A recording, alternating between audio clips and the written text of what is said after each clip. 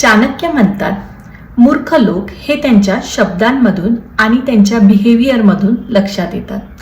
तर मूर्ख व्यक्ती ओळखाव्या कशा यासाठी मी तुम्हाला काही लक्षणे सांगणार आहे.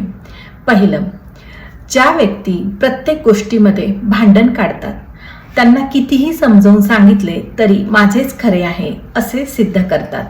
नंतर नंबर 2, अशा व्यक्ती ज्या विचार न करताच बोलत असतात. जो व्यक्ती आधी विचार करत नाही आणि बोलतो तो स्वतःचेच नुकसान करत असतो. नंतर नंबर 3, अशा व्यक्ती ज्या नेहमी दुसऱ्यांची निंदा करतात, आपला जास्तीत जास्त वेळ दुसऱ्यांच्या चुका काढण्यातच घालवतात आणि स्वतःची मात्र प्रगती करत नाही. नंतर नंबर 4, अशा व्यक्ती ज्या आजचे काम उद्यावर ढकलतात, म्हणजे प्रत्येक गोष्टीसाठी उशीर करतात. अशा व्यक्ती स्वतःची प्रगती स्थगित करतात. बुद्धिमान व्यक्ती त्यांच्या चुकांमधून शिकतात, तर मूर्ख व्यक्ती एकच चूक वारंवार करतात.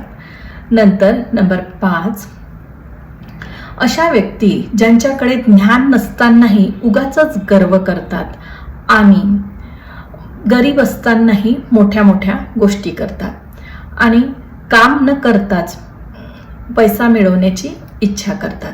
नंतर नंबर 6, अशा व्यक्ती ज्या स्वतःच्या शत्रूलाच मित्र बनवतात आणि मित्राचा मत्सर करतात. नंतर नंबर 7, अशा व्यक्ती ज्या स्वतःची चूक असतानाही त्याचा दोष दुसऱ्यावर देतात, म्हणजेच असमर्थ असूनही क्रोध करतात. नंतर नंबर 8, अशा व्यक्ती ज्यांना जे पाहिजे असते त्या गोष्टीपासून त्या दूर राहतात आणि जे पाहिजे नाही त्या गोष्टीमध्ये उगाचच अडकतात, म्हणजे त्यांच्यापेक्षा शक्तिशाली लोकांपासून त्या व्यक्ती दूर राहतात.